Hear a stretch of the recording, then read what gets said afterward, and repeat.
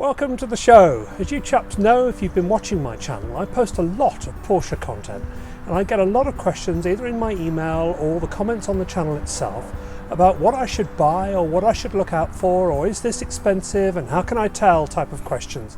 And so I decided to put this video together to help answer some of those questions and more too. Also, to help you, I'm going to go through the transaction process so it's clear whether you're buying from a dealer or privately what the pitfalls are. I sat down the other day and counted how many cars I've owned, and without forgetting any, I think, the number is over 30, from new Land Rovers to Mercedes, Jaguars, BMWs, MGs and many other interesting things too. So hopefully I've learned a few things along the way which I'd like to share with you.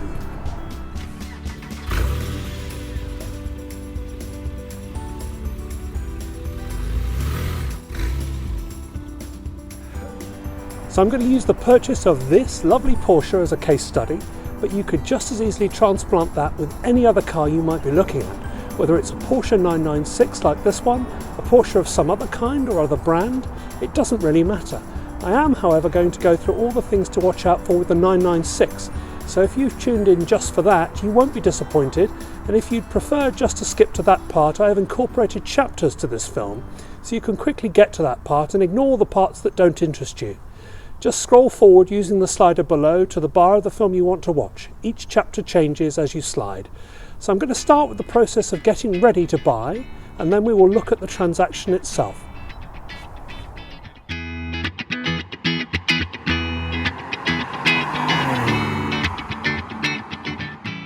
Alright then, there are two essential parts to a car purchase. The preparation to enter the car market and the transaction process itself. Let's start with the preparation phase. Here's the first thing to avoid. Don't go to the market and start trying different cars until you are a serious buyer, especially with car dealers. Car salesmen are primarily there to ensure the profitability of the dealership, and whilst they like to position themselves as friendly, knowledgeable, trusted advisors who offer you fantastic service, don't forget their primary role, which is to qualify you as a purchaser. This will involve asking you probing questions which sometimes you won't even realise you're being asked, and this is to reveal your hand in a negotiation and to let them ascertain if you are ready to go now. When you do go to a seller, you want to be in the driving seat, if you'll forgive the pun, and get ahead of these tricks. And what you don't want is for someone to quickly realise that you are not in a position to buy and then for them to switch off immediately. You want salespeople to know they can get money out of you. But your primary mission in this is to get the best deal you can, and not one that is, let's say, too fair for the dealer. So spend your time doing your preparation, which should include the following key steps, and go into a discussion with the seller, letting them know, in all honesty, that a deal is there to be had and you are in the market to buy. Firstly, what can you afford and how will you pay? I feel this is the most sensible place to start. Unless you've got the money or an ability to finance a car over time at a monthly payment that works, you are nowhere. This could be a cash deal, or it could be a loan of some kind, or a combination of the two. Just make sure you don't overdo it. I can tell you that it's miserable spending too much on a car and living with what seems like a dream before you buy it, but then after that, after the sheen has worn off, you're faced with a monthly payment that just makes you depressed. It's not worth it. If you are a cash buyer, then that's nice and easy because you don't need to go through the rigmarole of applying for finance, hard credit checks on your credit history, and so on. But it could also put you at a slight disadvantage with some dealers who often make more money from the finance than they do from the sale of the car itself. Part of buying anything is understanding what is attractive to the other side. So you must think about this. I am not encouraging you to take out unnecessary finance, but if it makes the deal sweeter for you and you are up for it, then why not? When I bought this Porsche 996, I looked at all sorts of finance, from bank loans to credit cards to finance companies to leases. I settled on a small loan which is not secured on the car, which means that the finance company does not own this car in any way. In the trade, if a finance company has any right to the title of a vehicle or if there is a loan secured on it, this is called a lien. This is a device to reduce risk for the finance company, because if you suddenly find yourself in difficulty to pay the loan, and God knows there is always the risk of losing one's job, especially now in the pandemic, then they can repossess the car and use it to pay off what you owe. In my case, they can't do that because my loan is unsecured, but that puts a heavier hit on my credit history if I don't pay. Here in the US, it will stay on my history for 7 years. So unsecured loans generally carry a higher percentage interest rate and are harder to get because there is no collateral, but a sole reliance on one's credit score. They do, however, allow you to wander into a dealership or a private purchase with cash, which might get you an easier and better deal. Remember what I said about dealers though, and the profit they get from finance. Dealers often work pretty hard to get you into a car from a finance perspective, and frequently have multiple relationships with credit or finance companies, which can prove useful if your credit score is lower or if the overall deal is better by taking the dealer's finance. Manufacturers' finance companies often provide special deals if you're buying a new car, but with a used car the dealer is more likely to be using a third-party finance company that you can probably beat yourself with a bit of research. I did with my 996 here, so have a look at the available finance houses in the market and look at them carefully. In the description below and on the screen here, I've left a few details of some of the companies I looked into. Let's put up a checklist of things to look at. The length of the finance period. There are some that offer up to 144 months, which will keep monthly payments down, but 12 years is a very long time to be exposed to them. Interest rate. Is it competitive with others? Consider a secured loan to keep this down and reduce monthly payments. What are the fees? Dealers and finance companies literally make these up sometimes. Acquisition fees, dealer preparation fees, transaction fees, finance fees. Some, but very few, are mandated by law, depending on where you live, and you should check these and negotiate them out if you can. Is it a secure loan? Are there penalties for paying off the loan early? What fees are there associated with the full length of the loan, either at the beginning or at the end of the loan? Consider the overall cost of the loan and add up the amount borrowed, the total interest across the whole period of the loan, and any fees, and compare that to others. Is a lease more suitable? You can lease some used cars too, which give you a lower monthly payment, but this normally means there is a lump sum amount left at the end of the loan, which you should be sure you have a way of paying off, otherwise you'll be left with a problem. Anyway, moving on from finance, now the fun part. Investigating the market for the exact car that you will eventually buy. This is a process. It's one that I enjoy almost as much as actually owning the car itself, and it's a process that continues after the sale in my case, as I start to think about what I will buy next. I've got to be careful there, I think. In my case then, let me take you through how much the journey evolved to the point where I actually bought a Porsche 911. I had just come out of a lease on my VW Golf GTI. It's a perfectly lovely car, but this time I wanted to go up a few levels and get something special.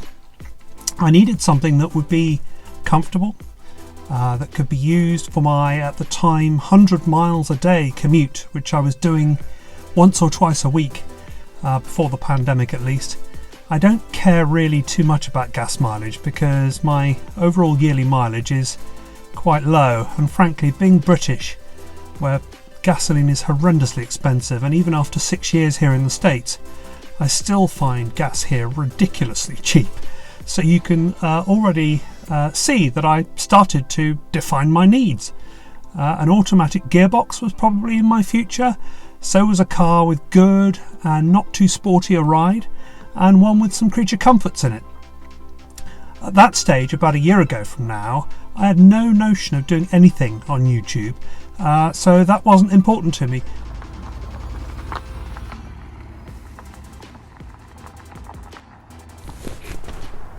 So what is special but still has those criteria that I've set for myself?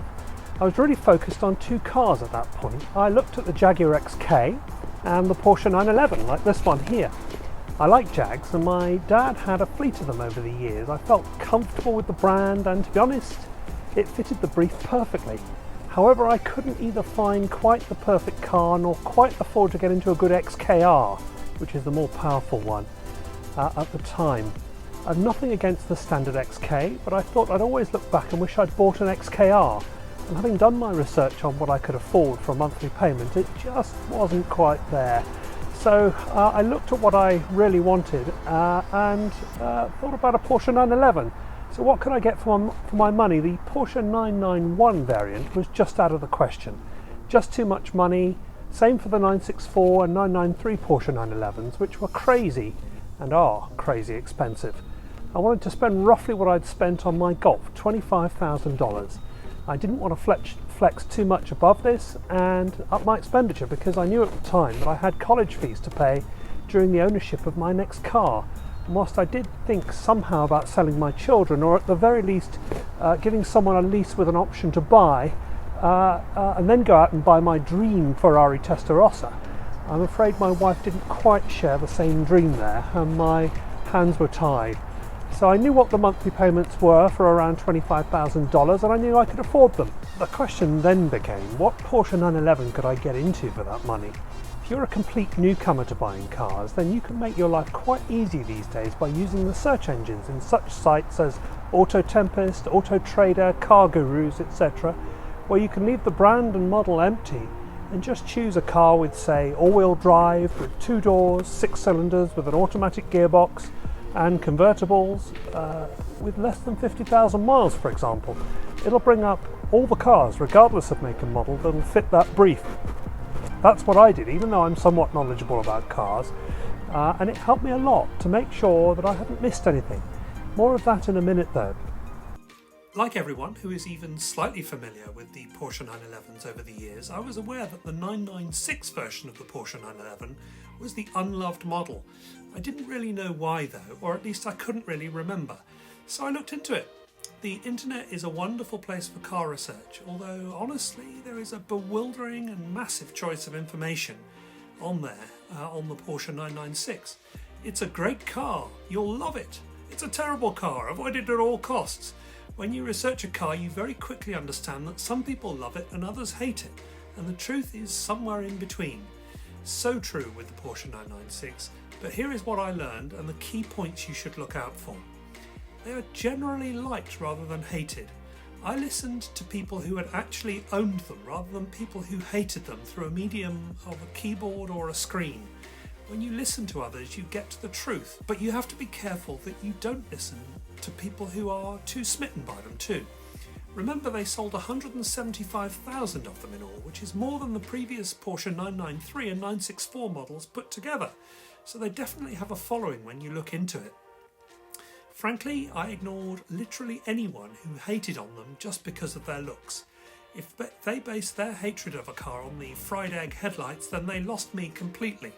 I was interested to know what the risks to my financial outlay were and whether it was likely to be a car I would enjoy owning. Am I likely to have significant expenditure after my purchase? Also, am I likely to enjoy the car as much as I anticipate? And is it likely to live up to its brief of being special? This thinking quickly took me to the mechanical risks of the Porsche 996 ownership, with the IMS bearing on the car as the central and main risk of Porsche 996 version of the Porsche 911. So I looked into that in detail and discovered that depending on which year of car I bought, the risk changes. The Porsche 996s prior to the year 2000 have a dual row bearing and have a lesser chance of failing. The cars after 2000, and actually including Porsche 997s up to the year 2008, technically speaking, have a single row bearing and a higher chance of failing. And that's only on the Carrera models. The Turbo and GT models have the Metzger engine and are not subject to any risk of failure, but I couldn't afford those cars. Overall, as far as I could discern, there is somewhere between a 1 and 5% risk of the IMS failing and the engine going boom, and the cost to replace the engine was just less than $20,000. That focused the mind for sure, but at least I could literally quantify the risk and the chances of it happening to some extent. So I concentrated on understanding what could be done to ensure the IMS could be solved or mitigated and what the cost of that would be, so that I could refine my understanding and add it to my costs and affordability. Remember too that the very youngest Porsche 996 is 15 years old, And the IMS issue sits alongside the general risks of buying an older car. The normal way of dealing with this is to buy a lower mileage car, but that actually can be counterintuitive with the IMS risk, as the received wisdom here is that if a car has a lot of miles and is still on its original bearing, then if it was going to go boom, then it would have done by now already. So, knowing all of this, why on earth did I buy a single bearing 2003 car with just 25,000 miles? Well, I took a bit of a risk, or more correctly, I felt that there was no way that I could avoid taking a risk given I needed to buy a car. And you can only buy what's on the market at the time that you're in the market. So I looked very carefully across the market to see what I could afford. If you live in the United States, then that means the usual suspects such as Auto Tempest, Auto Trader, Car Gurus, Cars.com and CarsForSale.com. I also looked at the Porsche Club of America's website to see what their owners were selling. I looked at eBay and also Bring a Trailer. Actually, I took my time. I started 3 months before the lease on my Golf ended and watched the market to see what was coming up for sale, what was selling quickly and at what prices, and conversely what wasn't selling quickly. This taught me very quickly what was a good price to pay. You could also quickly see some of the tricks of the auto trade, such as email for mileage or grainy useless photos. How is there an excuse for this, given that everyone has the ability to take HD photos on your mobile phone? Or incomplete service histories or accident damage. I quickly ignored those people that were playing games before they'd even received a call from a potential customer. Any cars that were presented well, had a low mileage with a good history of being well looked after and without a million prior owners got my attention, and where possible I saved them in my favourites on whatever website I was using. When you get a few lined up in your favourites, you can see that they are often priced similarly, which gave me confidence. I also wanted to buy from a reputable dealer. You know that the US is so huge, especially for a foreigner like me, that I wanted a reputable place to buy from. I wanted to open up my search nationally in order to find what I was looking for and give me the best choice. A month after my Golf had gone back to the dealer, this Porsche 911 came up for sale and I was notified by email. I was ready to strike for the right car and this looked perfect to me. 25,000 miles, automatic, tons of history, a clear Carfax, and being offered by a Porsche main dealer. In fact, this wasn't the first car I had made a call on. There was another car at a different Porsche dealer that I'd called up about and was some way through a conversation on, but the dealer removed it from sale when it failed their quality standards. Another thing that gave me confidence. I made the call as soon as I received the email and spent a few days going to and fro with them on the deal. Now, I did not get the car inspected before I bought it. I relied on the dealer to give me an accurate description of the car and to respond honestly and in writing to any questions that I had. I wanted to know if the car had any oil leaks, which are both a sign of potentially failing IMS bearing and rear main seals. There were none. I wanted to know when the oil was last changed and the state of the tyres and brakes. The dealer provided the Carfax with the service history, showing frequent and regular oil changes, and said they would do an oil and filter change as part of the price. I asked if there was any excessive smoke or ticking noises or any smoke coming out of just one bank of the exhaust pipes, and they told me in writing that there were no issues. Same deal with the tyres. They said they would be putting on a new set of Michelin tyres as a part of the deal. I said that I wanted to make sure that they were all-season tyres, and when these could not be sourced, the dealer provided both the new Michelins and a set of Pirelli winter tyres as part of the deal. I also got $1,000 off the asking price. I quickly got my finance in place. At that stage, I didn't want a hard search hit on my credit until I had an exact car in my sights, as well as asking the dealer what their finance guy could provide, and asked them if the deal gets better if I use them for that. In the end, he couldn't provide anything like what I sourced from my own finance research, and the deal couldn't be improved if I went with them, and so I went with my own finance and did the deal. And that was it. I had to pay for the car to be transported, although the dealer kindly arranged for this on my behalf, and I took delivery of the car a week later, having been thoroughly impressed with the service of the dealer. I hadn't seen the car in real life, nor driven it. The whole thing was done on trust, based on the reputation of a Porsche main dealer, and knowing well in advance and in some detail what were the right questions to ask. also knowing that the deal was something close to what I could replicate quickly as a seller if I had to sell it for whatever reason. Had I been buying a car with, say, 95,000 miles, 10 owners, heavily modified, and from a dealer who made me call to get the car's mileage and price, and then who refused to respond to email or text and only by phone, or didn't want me to get it inspected, I wouldn't have gone anywhere near it. But what about the IMS bearing, I hear you ask? Yes, it hasn't been done, and on this car that is quite significant expense on a Tiptronic car. On a Tiptronic Porsche 996 it is easier to get to the IMS bearing if the engine and gearbox come out completely. This isn't cheap. For me, as I've mentioned in previous videos and in this one, I have college fees to pay for my lovely boys, and so I intend to keep this car for the long term. And so I'm going to do the one and done LN Engineering IMS solution, which is going to run me about $4,500 supplied and fitted. Yes, that's a lot, and I could have done it a bit cheaper if I went with a replacement OEM bearing, but I added this to my spreadsheet as an additional cost, and I would take this as an additional hit so as to get a really good low mileage car with the permanent solution fitted. I feel that I could still sell it in today's market without much of a hit. I'm somewhat lucky too because the prices of these cars have gone up, which means that my equity in the car has too. I can only realise that if I sell it, of course, and I have no plans to do that. But it's good to know that when Testarossa time comes calling, I will be able to get a good price for it, which might offset some or all of the IMS expenditure. So, what have we learned from all of this? Let me summarise it for you in just a few points. Understand what you can afford. Don't push yourself too far because it isn't worth it. Don't underestimate the value of doing something well within your means. It just feels good. Understand what your brief is and what would satisfy it. Use the search engines on the car aggregator websites to help you. Take your time. Start your search early, get to know the market, and be ready to strike when you find what satisfies your brief. Don't compromise too soon because there will be other cars. What services can a dealer provide, and are they of any value to you? They were in my case. And make sure you get things in writing. Thoroughly investigate the car models that interest you. Understand the risks of each model and listen to knowledgeable people and not what people reckon. Understand what adds or reduces value. In my case, automatic Porsche 996s are worth less than manuals. I knew that going in.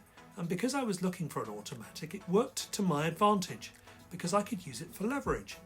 I didn't tell anyone that I was looking for an automatic. On a Porsche 996, aside from all the usual checks you should make relating to an older car, here are the points to check. Has the IMS bearing been changed? Who did the work? And what kind of brand of bearing was it replaced with? Has the rear main seal or RMS been changed? If not, is there any leakage at all from the car? Is there any excessive smoke coming out of the exhaust pipe on a cold start? Is it coming from one exhaust pipe or both? Air oil separators are a weak spot of the Porsche 996, as is bore scoring, and this can be a sign of those things, or of the IMS bearing too. If anyone raises an objection to a pre-purchase inspection, walk away. PPIs are a good idea, and if you can find a good independent who understands and knows the Porsche 996 well, you can get such things as over-revving and bore scoring checked in advance. This is important if you are in any way worried about the history of the car, and it will be money well spent. Bore scoring is another risk factor, but you can check this out in a PPI. Can I afford the maintenance? Do your research in advance. My car has only cost me $275 to service so far, but as I said, my IMS bearing will be a multiple of that, even though it's a one-off cost. So there we are. That's my guide on how to buy the best Porsche 996 for you and how you could conduct your journey to it. I really hope you found it helpful, and that if you like this kind of thing, you'll consider giving me a like and subscribing to it. I look forward to seeing you soon. Thanks a lot for watching.